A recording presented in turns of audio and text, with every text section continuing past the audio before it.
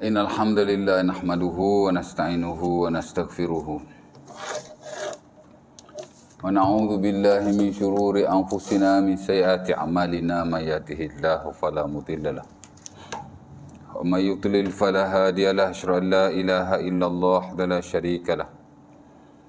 Wa asyhadu anna Muhammadan 'abduhu wa rasuluh. Allahumma shalli ala Muhammad wa ala ali Muhammad kama shallaita ala Ibrahim wa ala ali Ibrahim. Wa barik ala Muhammad wa ala ali Muhammad kama barakta ala Ibrahim wa ala ali Ibrahim innaka Hamidum Majid. Rabbi shrah li sadri wa yassir li amri wa hlul 'uqdatam min lisani yafqahu qawli, amma ba'du. Syukur kepada Allah Subhanahu wa taala kerana pada malam ini dapat sekali lagi kita bersama dan berkumpul di surau kita. Dan telah kita sembahyang maghrib jamaatan. Kemudian kita akan sambung pesan kita daripada surah Al-Baqarah. Di mana pada sesi yang lalu kita dah baca ayat yang ke-135. Ya. Di mana kata Allah Subhanahu wa taala wa qalu kunu hudan aw nasara tahtadu. Qul bal millata Ibrahim hanifa wa ma kana minal musyrikin. Allah menghikayatkan tentang orang-orang Yahudi dan Nasara. Ya. Di mana kata Allah, dan mereka berkata, wa qalu kunu hudan aw nasara tahtadu. Jadilah kamu hudan, orang Yahudi. Pokok Yahudi kata begitulah. Ya. Aw nasara, pokok Nasara pula kata, mai masuk agama Nasara, agama Kristian. Ya. Tahtadu, kamu akan beroleh petunjuk. Ya. Kenapa disebut tiga agama ini saja? Tak ada agama lain ke? Di Madinah pada waktu itu ada, tak? Ada Majusi, ya. Tapi yang dominan tiga ni lah. Macam hari ni lah tuan, agama banyak tuan. Malaysia saja ada banyak agama. Ya. Tapi agama kat Malaysia ni yang rata-rata atau sebahagian besar dianuti oleh masyarakat ataupun rakyat Malaysia ni ada beberapa agama saja. Ya tak? Islam, Kristian, Hindu, Buddha. Ada 4.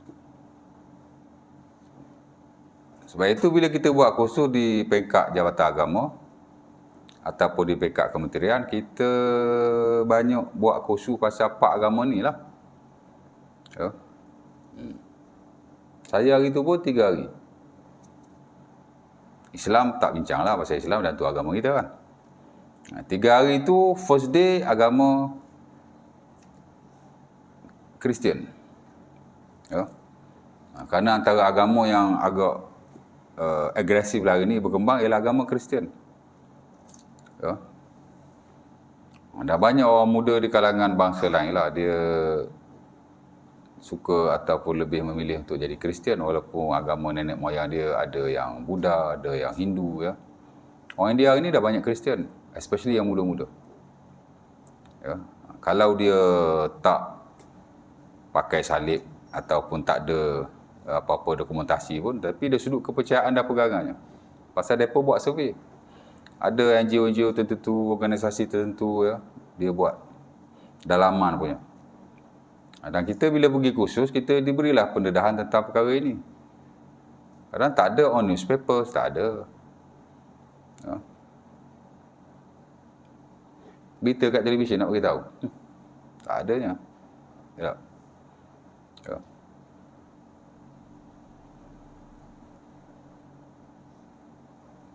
Orang Cina pun, kalau India Hindu kan, sebahagian daripada mereka dah Kristian yang muda-muda lah. Ya. Kalau orang Cina pun muda-muda ni banyak yang Kristian. Ya. Walaupun asal ataupun untuk nenek mereka Buddha.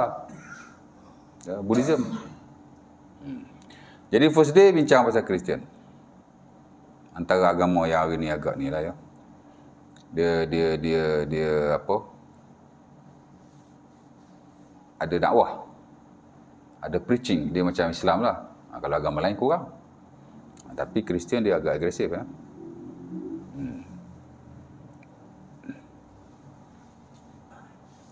Ayat kedua belajar tentang Hindu dulu ke Buddha dulu, saya tak ingat.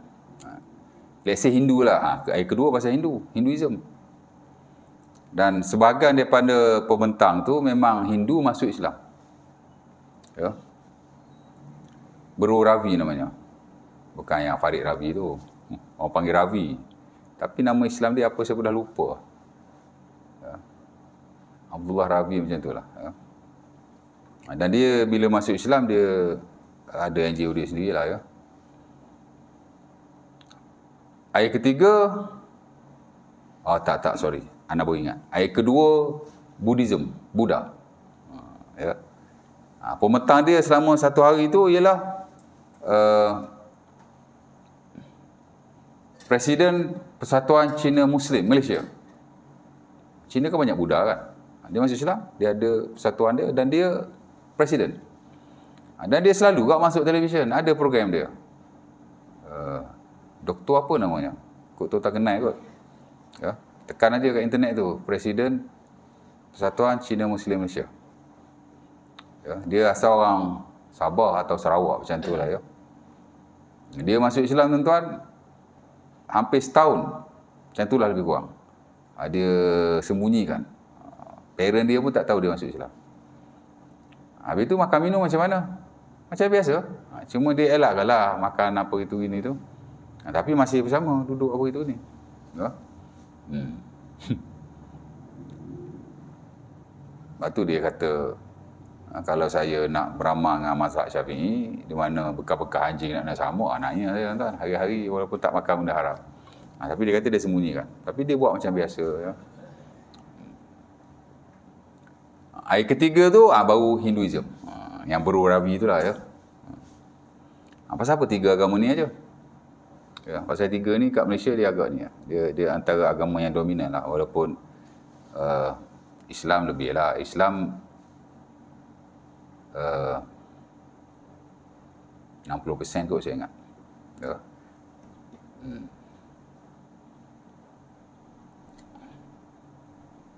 Hindu lah paling sikit. Hindu 10% tak silap saya. Dia Islam, Kristian, Buddha, Hindu. Macam itulah. Jadi setiap daripada kelompok ni memang dia ajak kepada agama mereka. Masing-masing memang anggap agama masing-masing lebih baik daripada agama yang lain. Ya. Kita Islam apalah akan anggap Islam lebih baik daripada agama lain. Agama lain pun macam tu juga. Ya. Walaupun kadang-kadang dia akui Islam ni baik. Tapi biasalah kan. Dia Allah tak nak beritahu, dia pun akan kata begitu. Dan dia kata kalau kamu masuk agama kami, kamu boleh petunjuk. Ya. Allah Ta'ala ajar Nabi Muhammad, Kul, katakanlah wahai Muhammad, Bal millata Ibrahim Hanifa. No Yahudi na Nasara. Aku nak ikut agama Nabi Ibrahim. Islam lah. Ya. Wa ma kana minal musyrikin, dan tidaklah Ibrahim itu di kalangan orang yang musyrik. Kerana agama selain daripada agama Ibrahim tidak diterima oleh Allah kerana ada kesyirikan. Yahudi dengan kesyirikannya, Nasara dengan kesyirikannya, dan begitu juga dengan agama-agama lain. Tak ada satu agama pun tuan-tuan yang terlepas daripada kesyirikan. Mesti ada syirik.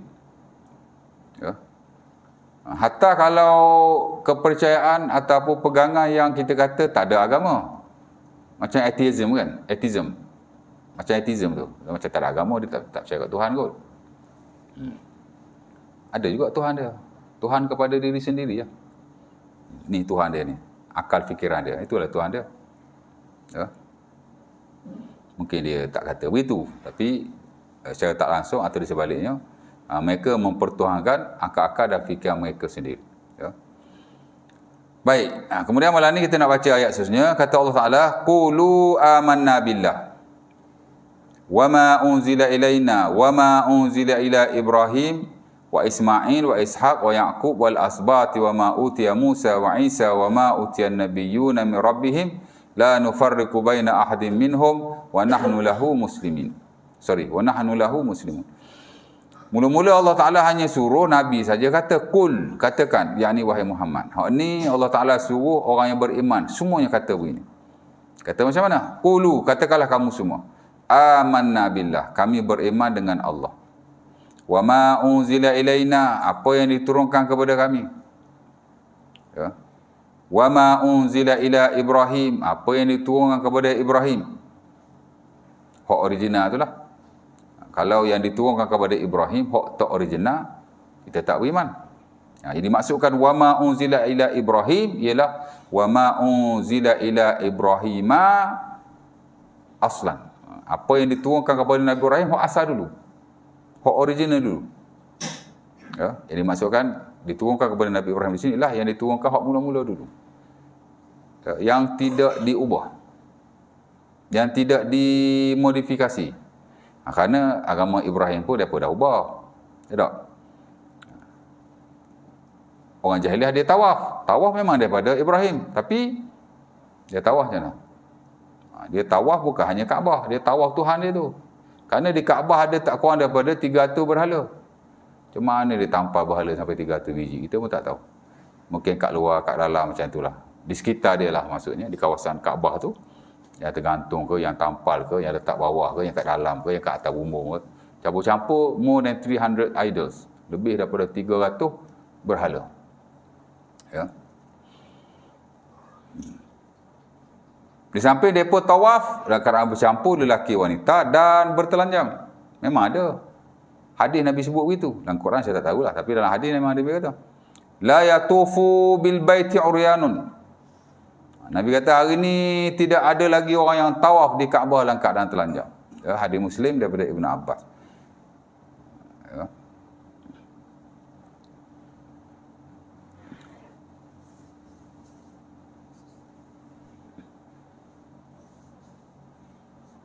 Jadi memang ada agama Ibrahim tu, tapi mereka dah ubah sikit. Wa Ismail, anak dia lah. Wa Ishaq, wa Yaqub, wal asbat. Dan anak cucu yang lain. Hak mana ikut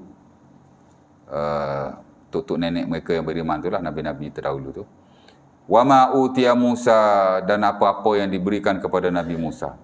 Ajarannya termasuk kitabnya Taurat. Wa Isa, dan juga Nabi Isa. Apa-apa yang diturunkan kepadanya termasuk kitabnya Injil, tapi hak original lah. Taurat pun sama, hak original lah, pasal Taurat pun dah diubah. Ya. Injil lebih-lebih lagi lah. Ya, sampai ada berapa puluh versi Injil lah. Kristian ada banyak tau. Tapi hak penting-penting adalah beberapa siri atau versi tu. Kita pun jarang baca kan. Tapi kalau tuan-tuan dengar Zakir Naik, dia selalu sebut rujukan daripada buku-buku Injil yang dia baca lah, atau yang dia rujuk masa dia buat presentation, dia jawab soalan dan seumpamanya. Dia ada sebut kan, Lukas, Gospel, tak mana dengar? Pelik-pelik nama kan. Tak apalah kitab dia. Ya. Tapi nak cerita banyak lah, there are a lot of version of Injil. Ada banyak version of Injil. Dan salah satu antara yang lain tu kadang-kadang dia bercanggah. Ya. Dia tidak sama. Injil atau Taurat semua tak betul ke? Satu peratus dia ubah? Tak tahu. Tapi kita tahulah dia ubah.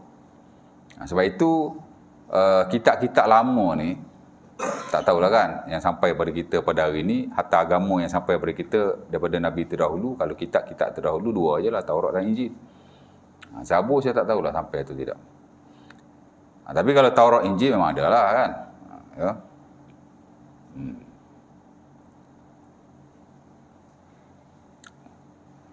Kitab terdahulu atau ajaran terdahulu daripada agama-agama Samawi ni macam Yahudi, Nasara, Taurat, Injil. Dia ada 3. Pertama, apa yang sama dengan Quran, kita mesti membenarkan. Ya. Kalau dalam Taurat kata sembah Allah, kita tak boleh kata no, sebab dia sama dengan kita.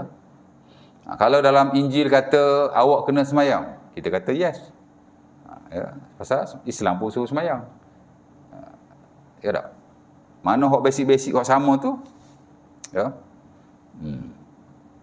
Mana kata apa yang sama dengan Islam, hak Quran lah. Ya, ajaran kita lah. Kita kena kata iyalah. Yang kedua yang memang bercanggah. Depa kata lain, kita kata lain. Kita kena kata no. Tak boleh kata yes pula.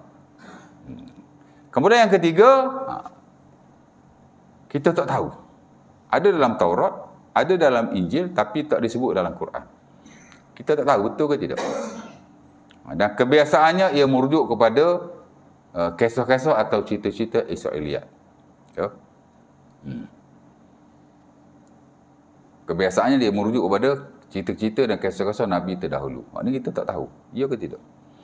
Kalau buat hukum hakam ni kita boleh detect. Tapi sebagian hukum hakam dia sama dalam Injil. Dia pun larang minum arak, dia larang makan babi.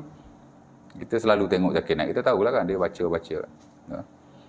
Tapi kalau kisah-kisah terdahulu, tak tahu lah. Hak ni, majoriti ulama kata kena tawakuf. Kita tak boleh kata yes, kita tak boleh kata no. Habis tu boleh tak kita cerita sesama kita? Boleh, tapi kena beritahu ini Israeliat. Kalau kita tahulah. Ya, dan memang kita kena tahu pun. Kalau dulu-dulu mungkin kita susah nak semak. Tapi hari ni senang aja tuan-tuan. Allah, nak semak maklumat, cukup senang. Ya.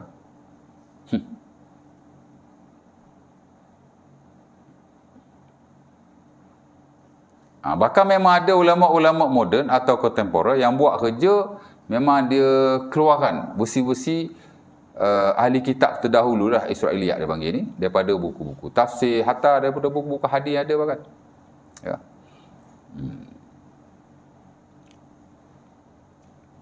Buku hadis saya tak tahu. Tapi kalau tafsir tu ada. Dia carilah tafsir. Sebab banyak cerita-cerita daripada kitab terdahulu ni, banyaklah kitab tafsir. Ya. Jadi dia keluarkan. Ini Israeliat, ini Israeliat, ini Israeliat. Jadi kita tahulah, cerita ni Israeliat. Sebab ulama-ulama terdahulu tuan-tuan, apa yang sampai kepadanya daripada suatu maklumat, dia masukkan aja dalam kitab dia tu. Kadang dia tak kata ni sahih, ni dhaif, ni palsu. Dia cuma masukkan sahaja. Jadi ulama selepas pada itu, dia semak. Dia kata ni tak sahih, ni sahih. Ni Israeliat. Kita kena tawakuf. Macam itulah cerita dia. Ya. Banyak Israeliat tuan-tuan. Kalau cerita Nabi-Nabi terdahulu, cerita Nabi Adam, cerita Nabi Nuh, Quran tak ada, hadis tak ada, tapi ada cerita tu kan. Biasa daripada Israeliat. Maka kita kata, kita tidak tahu. Ya. Kalau ada kepentingannya, boleh kita cerita. Kalau tak ada kepentingannya, tak payah cerita. Ya. Saya pun tak pernah ambil cerita-cerita Israeliat ni pasal, cerita dalam Quran berlambak. Ya tak?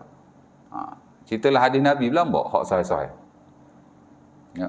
Ulama dulu pun masuk kisah-kisah Israeliat ni pun bukan dijadikan induk dalam sesuatu tafsir ayat Quran itu. Dia tambahan saja. Ya. Jadi kalau perlu boleh cerita, kalau tak perlu tak payah cerita. Ya tak?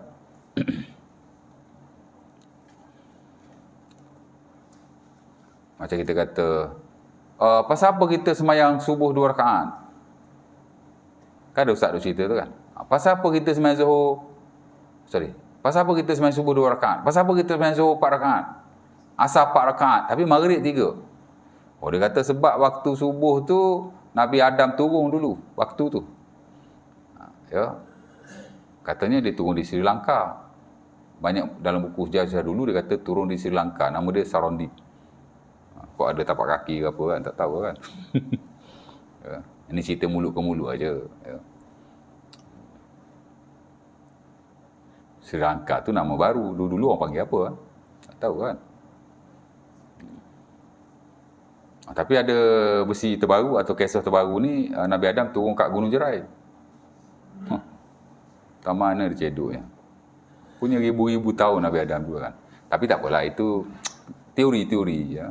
Tapi teori pun kena ada bukti lah. Kena ada sandaran lah. Awak ambil kat mana kan. Ya. Mungkin ada lah dalam buku-buku sejarah lama, kita tidak tahu kan.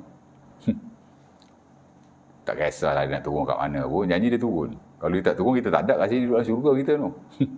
Ya tak? Ya. Okey, bila dia turun, Nabi Adam dia sujud 2 kali, dia sujud 4 kali pada Allah. Jadi tu pasal kita sembahyang subuh 2 rakaat. Sembahyang Zuhur pula, sebab Nabi sekian-sekian sujud pada Allah 8 kali, 10 kali, macam tu cerita. Ya. Kita Nabi-Nabi dulu ni dalam Quran dan hadis Nabi in detail macam tu tak ada. Kemungkinan. Kita tak tahulah dia ambil daripada mana, tapi kemungkinan kalau tuan-tuan pernah dengar ceramah individu tertentu, boleh jadi dia ambil daripada Israiliyat. Ya.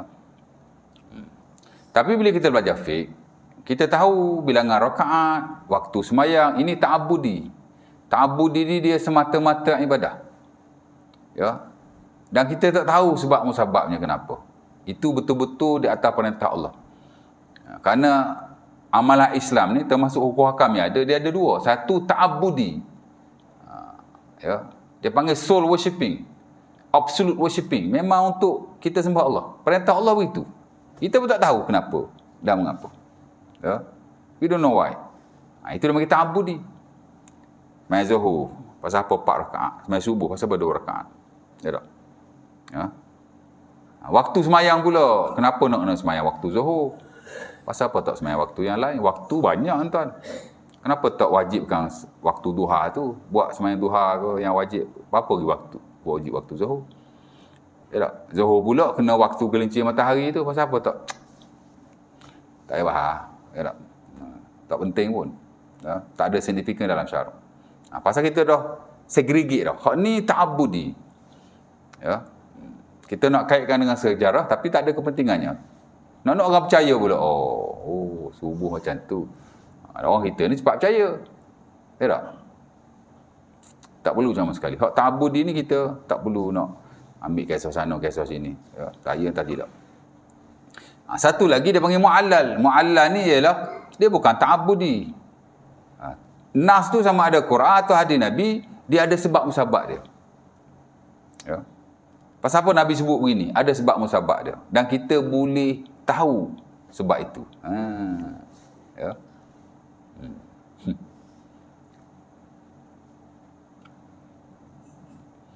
Jadi banyak hukum hakam ni dia mu'allal. Mana dia ada sebab-sebab tertentu. Di mana bila berubah sebab itu, hukum pun boleh berubah lah. Ya. Dulu mungkin ulama larang kerana ada hadisnya, tapi hari ni dah jadi harus. Kerana Nabi sebut ni ada sebab dia. Dia mu'allal dia panggil. Ya. Macam kita kata zaman Rasulullah ni harga barang naik. Dia belajar muamalat kan. Muamalat sebahagian besar daripada hukum hakam yang ada memang mu'allal. Makna ada reason. Why? Pasal apa Nabi sebut ni? Kalau ada reason tu, boleh guna pakailah hadis tu. Tapi kalau tak ada reason tu, hadis tu dia tidak diguna pakai. Dia macam tu. Bukan kata semua hadis kita guna pakai. Tak. Ada sebahagian tak. Ya? Ataupun kita boleh buat bersalahan daripada hadis tu. Contoh kan, zaman Nabi harga barang naik. Harga barang naik tau. Jadi jangan ingat sekarang je harga barang naik. Zaman Nabi pun harga barang naik. Padahal zaman Rasulullah, mata wang pada waktu itu adalah dinar dan darham. Bukan duit kertas macam kita ni. Ya tak? Duit kertas kita ni tuan, kalau perang, jatuh lah. Di Iraq tuan, duit Iraq dulu kan. Buat bakar kayu api. Dia tak pakai dah. Kalau negara tu berperang, dia akan pakai mata wang yang lain. Macam di Iraq dia pakai dolar. Dolar US. Dululah, sekarang saya tak tahu. Tapi duit Iraq dah tak guna dah. Tuan. Ya tak? Saya ada sekeping kat rumah tu. 5,000 rial Iraq. Rial ke apa? Ada. Rumah saya bawa balik. Nak buat apa kata 5,000? 5,000 RM okey juga. Simpan lah dia kata orang bagi. Bolehlah buat.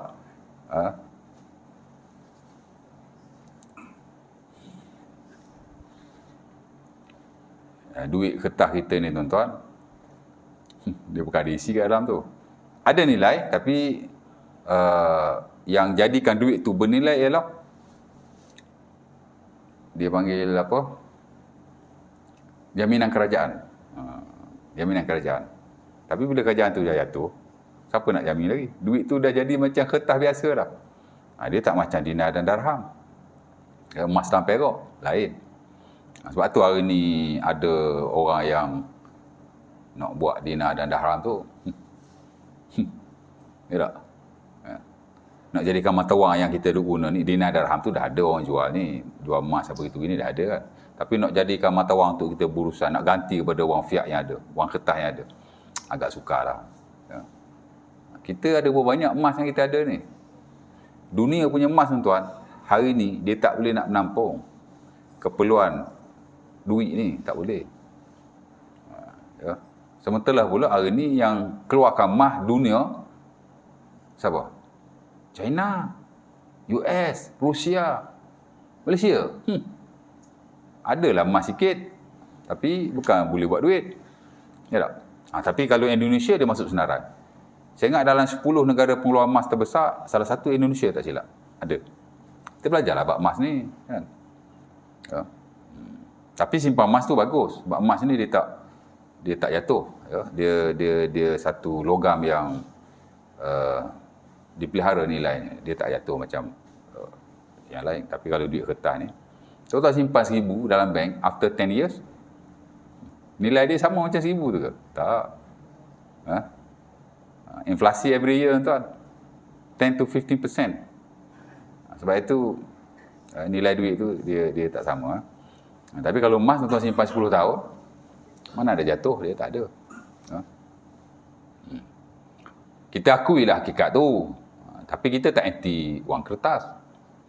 Ya, kita tahu emas tu bernilai, bagus untuk simpan, untuk pelaburan bahkan.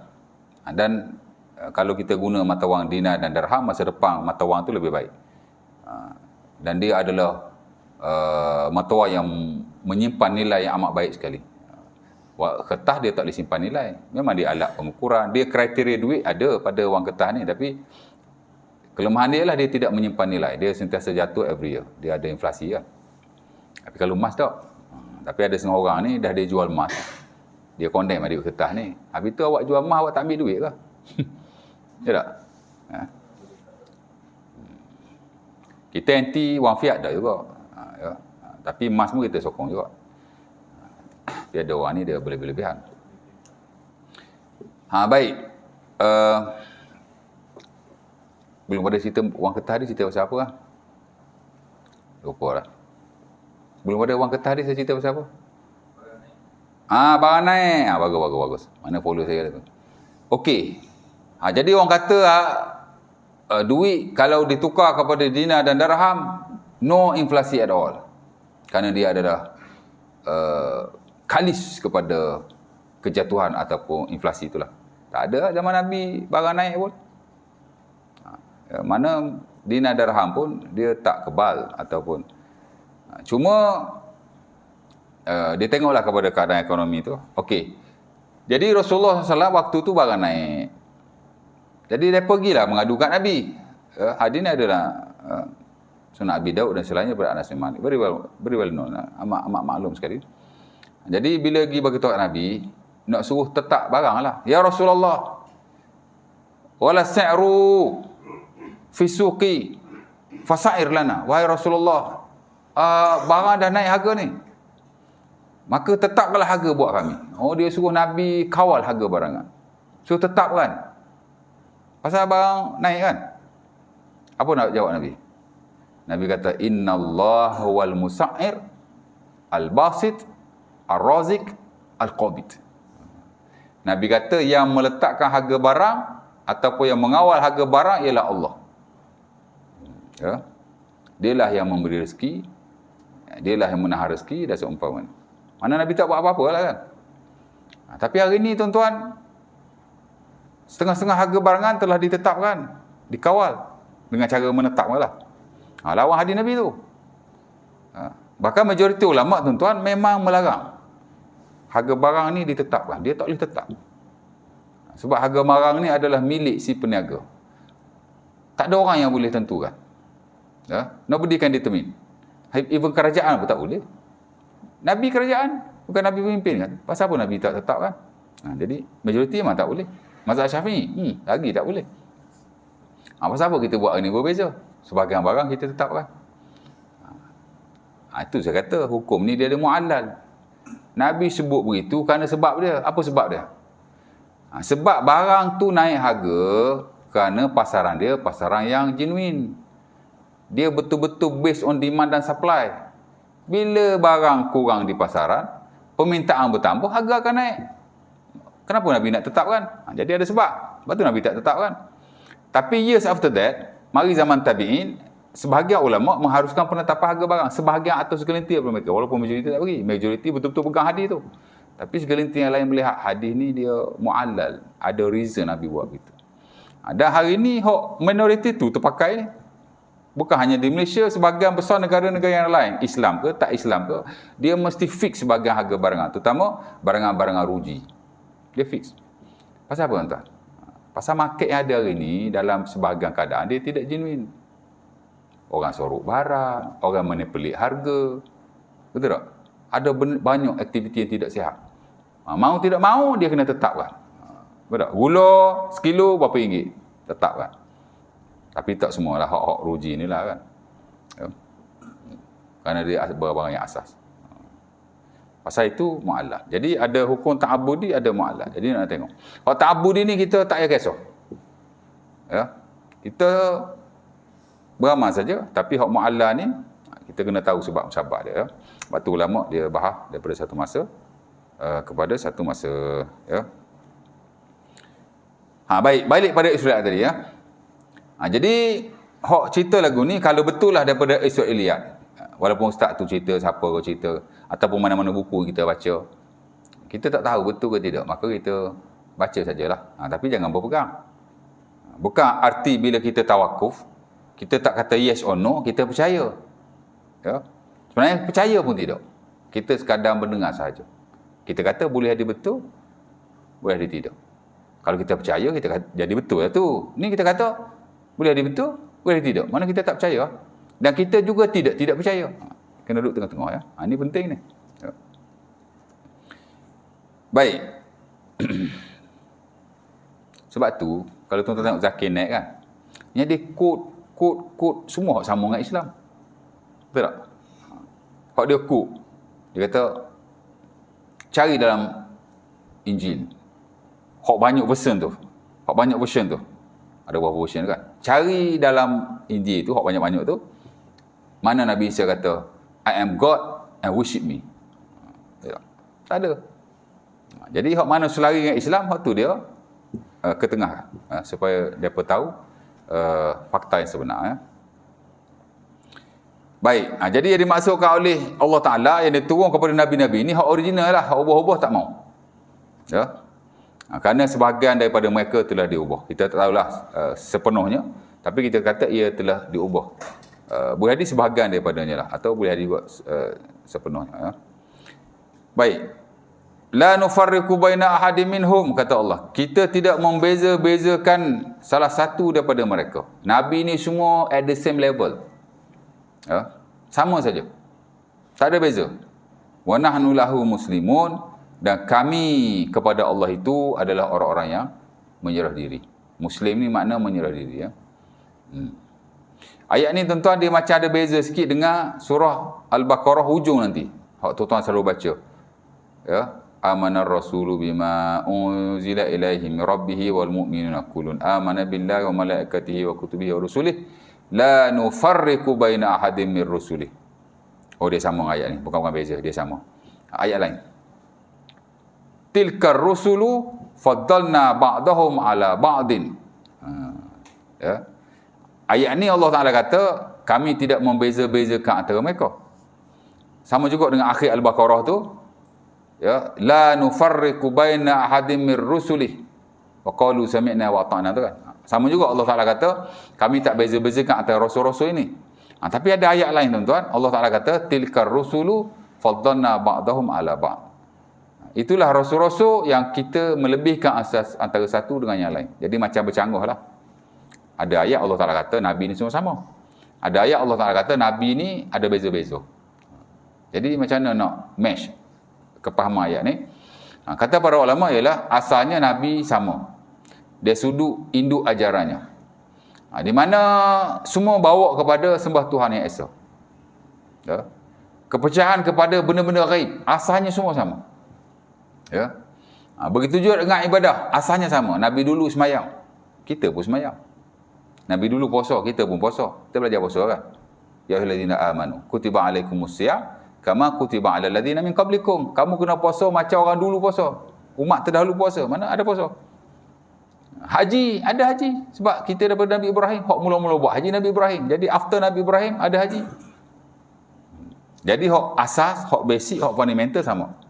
Yang membeza-bezakan ialah benda-benda furu'. Ya. Dan kelebihan tertentu yang diberi kepada Nabi yang lain tapi tidak kepada Nabi yang lain. Tapi kita akuilah bahawa Nabi yang terafdal sekali ialah Nabi Muhammad SAW. Itu pun tidak sepakat sebenarnya. Itu majoriti. Majoriti kata Nabi Muhammad adalah makhluk ataupun Nabi yang terafdal lah. Ya. Sorry. Sepakat setahu saya Nabi Muhammad Nabi yang terafdal. Yang tak sepakat ialah Nabi Muhammad makhluk yang terafdal. Baik, jadi hak basic tu sama, cuma hak furu' dia bezalah ya. Jadi itulah dia panggil cara kita memahami kedua-dua ayat ni ya. Baik, kemudian Allah Taala kata fa in amanu bi bismillah amantum faqad ihtadau. Kamu jangan percaya kat pokok Yahudi dan Nasara yang kata ikut kami, kamu akan boleh petunjuk. Ayat tadi.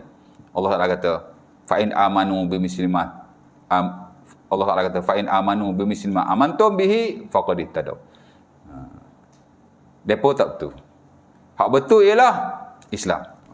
Depa kalau beriman macam kamu beriman, yang ni perlu Islam, depa yang beroleh petunjuk. Kamu tak perlu pergi kepada depa. Of course lah percaya kepada depa. Konon-konon kalau ikut depa dapat petunjuk. Allah kata no. Depa tu kena mari kita. Depa beroleh petunjuk. Allah Taala kali begitu. Ya. Wa in tawallau, jika mereka enggan nak kekal dalam kepercayaan masing-masing dan agama masing-masing, fa innama hum fi shiqaq, depa dalam kekeliruan. Ya. Jadi yang depa kata masuk agama kami, ikut kami, pegang hak kami pegang, itu Allah Taala kata satu kekeliruan. Shiqaq ni makna kekeliruan lah. Sebenarnya shiqaq ni ada banyak maksud. Shiqaq ni makna perbalahan pun ya. Yahudi Nasara kan, masing-masing kata masing-masing bagus. Depa pada hakikatnya berbalah antara satu dengan yang lain. Ya. Sebab shiqaq ni makna bergaduh. Shiqaq ni makna berbalah. Shiqaq ni makna mempertikaikan, shiqaq juga dalam bahasa Arab kan. Hatta shiqaq ni juga mempersoalkan. Tu pun satu bentuk shiqaq. Bila kita tak setuju dengan orang, kita argue dengan dia. Itu satu bentuk shiqaq. Ya. Macam bergaduh lah atau berbalah. Tapi tak juga kan. Ya. Dia ada degree dia tau. Kita belajar dalam psikologi. Tu bagus belajar di universiti ni tuan. Belajar agama di universiti ni, kita tak belajar ilmu-ilmu syarak saja. Ingat belajar tafsir, hadis, Quran, fiqh, apa lagi? Nahwu saraf dah. Kita belajar psikologi. Kita belajar sosiologi, psikologi, ilmu nafs, ilmu tentang ni kejiwaan diri kita ni. Ya. Ilmu tu famous di barat. Barat dia tak belajar kerohanian Islam. Dalam agama dia pun tak ada kerohanian. Ya tak? Dia belajar psikologi, nak faham kerohanian manusia ni macam mana, dia orang punya kejiwaan. Kita pun belajar juga nak faham. Sebab sebahagian teori dalam psikologi, okey, kita kena tahulah. Pasal ilmu ni tuan-tuan, dia tak ada ilmu Islam, ilmu kafir, tak ada. Ilmu ni selagi dia tak langgar syarak, kita kena belajar atau boleh belajar. Ya tak? Sebab tu, macam kami di UIA, kita tak panggil ilmu Islam ataupun pengajian Islam, tak. Kita tak panggil Islamic Academy, Islamic Studies, kita panggil Islamic Review Knowledge. Ilmu wahyu. Kita ikut style Imam Ghazali punya. Imam Ghazali tak bahagi kepada ilmu Islam, ilmu non-Islam. Tak. Dia bagi ilmu syarak, ilmu akal. Ilmu syarak ni ialah ilmu yang mesti berasas pada wahyu. Ilmu akal ialah ilmu yang lain. Ilmu matematik, dia ilmu akal. Jadi tak ada Islam tak Islam tak ada. Bukan kata bila kita belajar agama kita tak perlu belajar yang lain. Belajar juga. Penting tuan-tuan. Sebagai pelengkap pada ilmu agama. Sebab tu orang belajar agama mesti dia belajar belaka. Saya belajar psikologi, Alhamdulillah lah. Okey juga kan psikologi. Sosiologi gagal tuan, kena repeat. Sebab buku-buku rujukan kedua-dua ilmu itu adalah buku-buku daripada Barat. Memang Barat tuan. Buku Inggeris semua. Beli buku dah mahal. Buku-buku psikologi, sosiologi ni mahal. Ratus tuan. Banyak teori kita tak faham kan.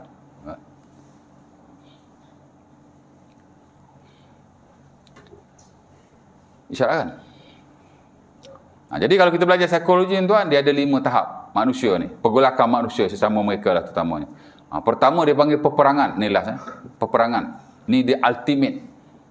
Manusia punya kemuncak ketidakpuasan. Peperangan. Islam tak pernah perang tuan. Jangan ingat Islam suka peperangan. Tak. La tatamannau antal qawul adu fa idza laqitumuhum fasbutu. Nabi sebutlah hadis Bukhari atau Muslim, kamu jangan bercita-cita nak berperang. Jangan tahu nak berperang aja, duk fikir nak perang, jangan, Nabi kata. Tapi kalau kamu berperang, kamu jangan lari. Lari dosa besar. Tawalli min zahf tawalli yaum az-zahfi dia panggil kan. Dosa besar tuan. Lari daripada medan perang ni dia di kalangan 7 dosa besar yang Nabi sebut, syirik, zina, sihir, makan riba. Salah satu lari daripada medan peperangan. Perang tak mau, tapi kalau perang jangan lari.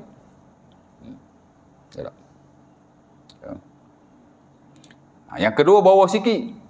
Bergaduh. Tak perang tapi bergaduh. Fighting each other. Tak puas hati je umur. Tak puas hati je sepak. Tak puas hati je tendang. Ambil action macam tu lah. Kekerasan. Itu dia panggil bergaduh. Degree bawah sikit. Lagi bawah dia panggil berbalah. Berbalah ni dia tak berperang. Memang tak berperang pun. Tapi dia tak juga bergaduh. Tapi berbalah. Kita dengan adik-beradik kita. Berperang tak. Bergaduh tak juga. Berbalah. Masa muka. Betul tak? Ini biasa tuan.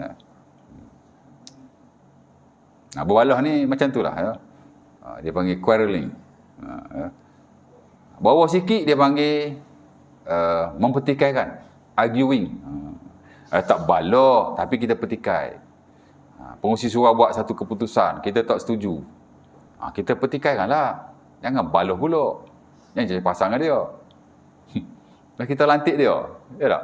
Tak puas hati guna saluran yang betul. Cakap elok-elok. Ya? Betul Haji? Nak maya Haji? Relax Haji. Nak perhabis hot ni. Ya?